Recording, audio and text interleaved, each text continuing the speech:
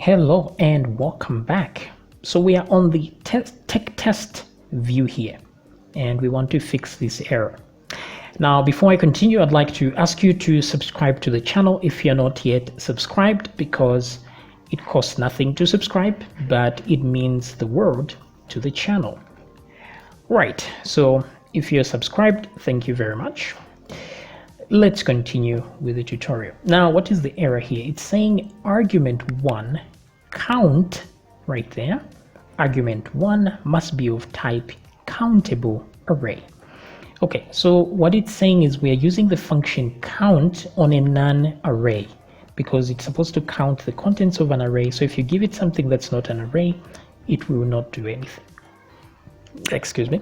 So where is this error? Let's tech test on line 37. Yeah, so let's come down here, line 37. There we go.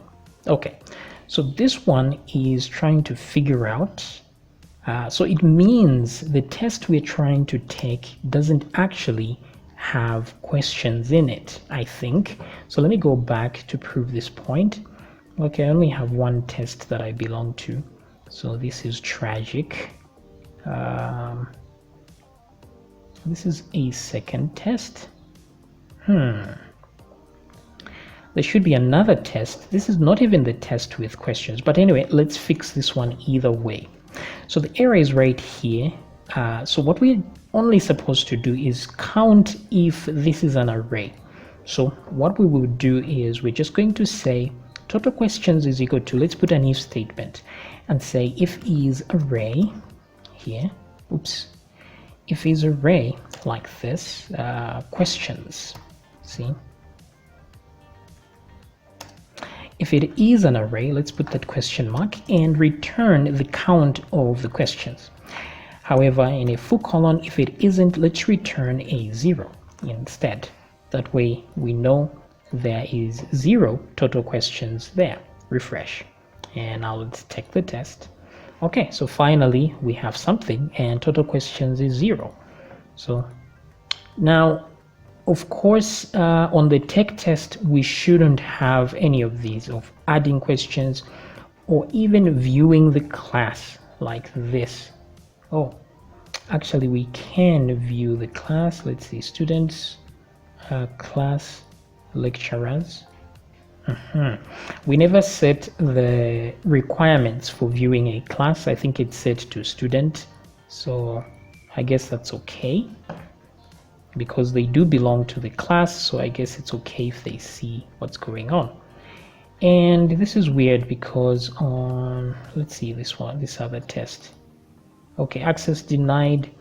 I'm not supposed to, where does this lead? Oh, this leads to this thingy we are supposed to hide here. Okay, so I can't view that test. What I need to do is take the test. So back to tests here and tech test. There are 0 questions here, but let's remove this add section here. So let's go to tech test.view. Okay, and there are all these options here. Edit question, we just need the view. Add question, all of these things do not work, or delete. Let's remove all of these. Cool. And then what else? We are supposed to remove them. Let me save this. Make sure we are in tech tests, right? We're supposed to remove this part. And yeah, so in the test tab view, okay, that's where the rest of this is. So we have to make a copy of that. That's test tab view right there. Okay, this is the one right here, so let me copy this. Now we need to rename it. This is test tab. Actually, this is not a test. We should give it a very different name. So let me paste here, and I don't know, the naming convention is up to you. This one was test tab view, but what can we name it? Instead of test, we just put tech-test tab view, something like this. And then we can come back here to, let me close this original one and put the tech here. This is in the tech test view, and that should solve the problem. So here we shouldn't see a difference. That's good. But then if we come back to the new file, we can remove all of this above, which is add multiple choice, this navigation right here. So test questions is okay.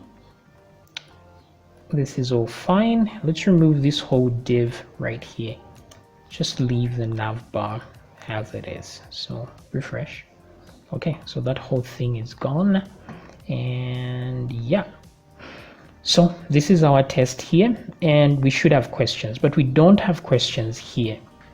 So let me just make sure that if I go to my profile and go to tests, I do actually have two tests here which I can take. So why then isn't it showing me two tests here? That is a problem. Okay, that is indeed a problem. So let's go back to tests.php. Let's see what issue we are having here, why things are like this. So right now I'm a student, so the table is this student. So it comes down here and we run a query, and that query is run as select all from class students where user ID is equal to user ID. So in the class students,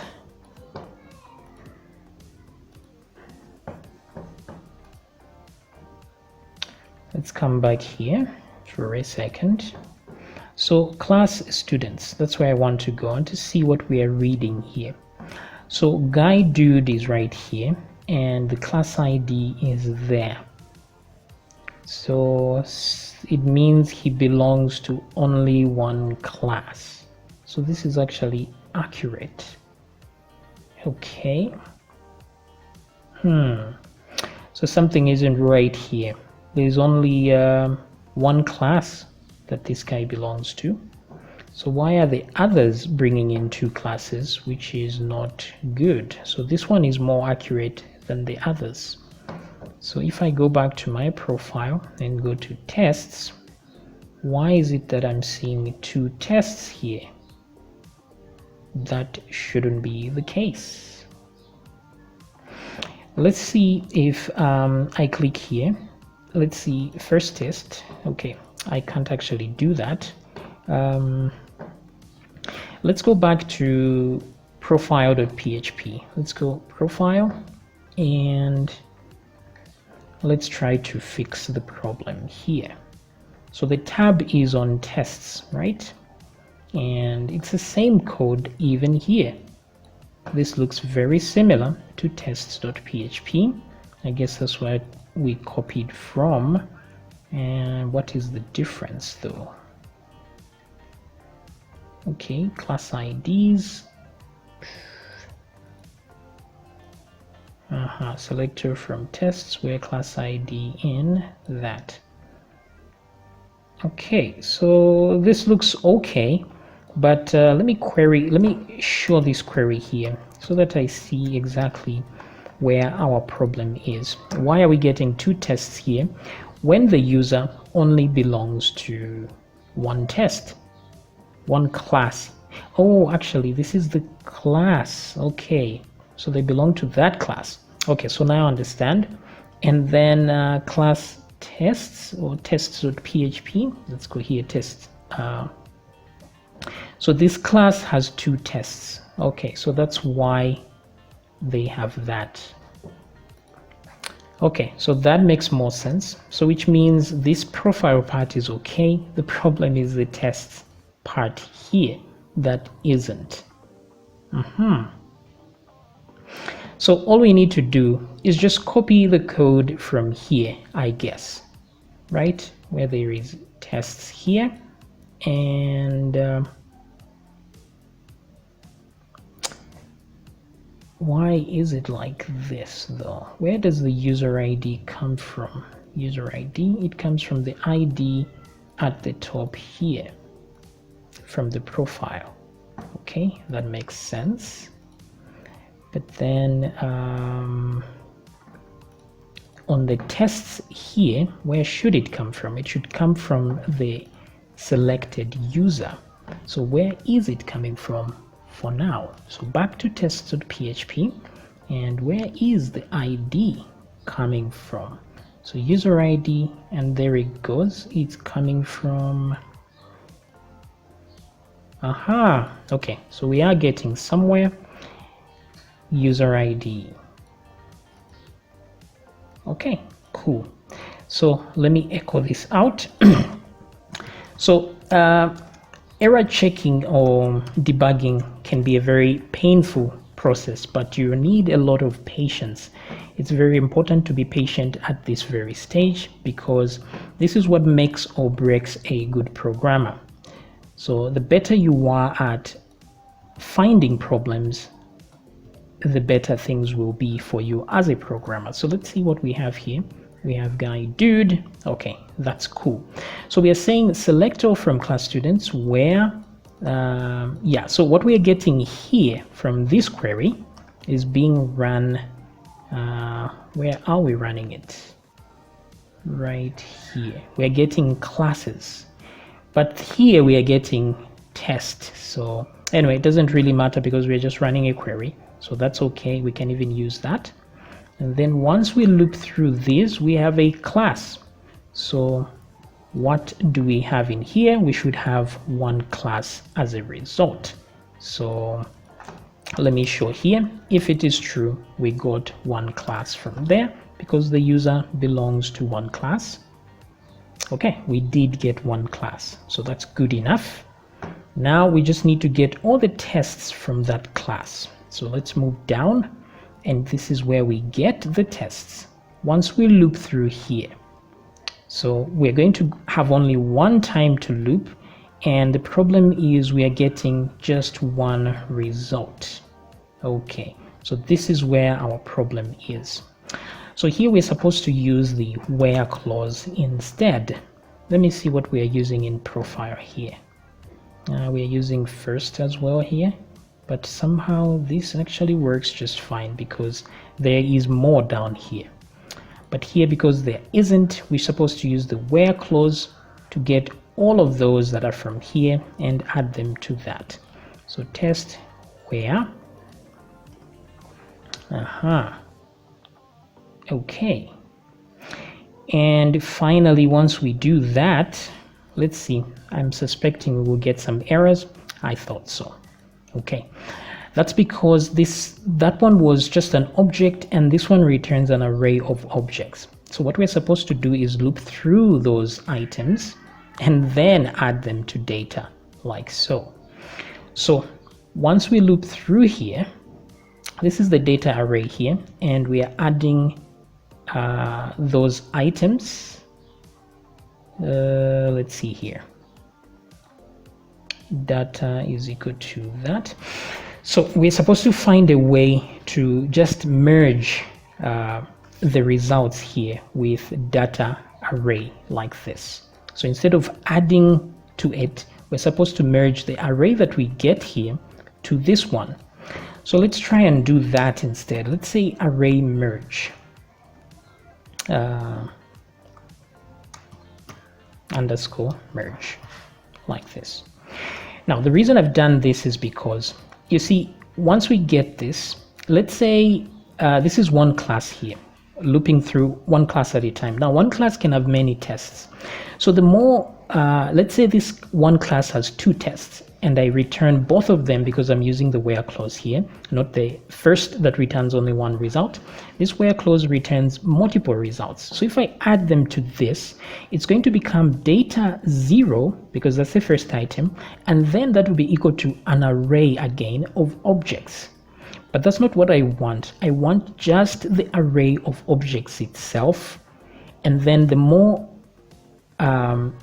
items I get here, I just put them as an array so that it's one single array. It's not an array of arrays of objects.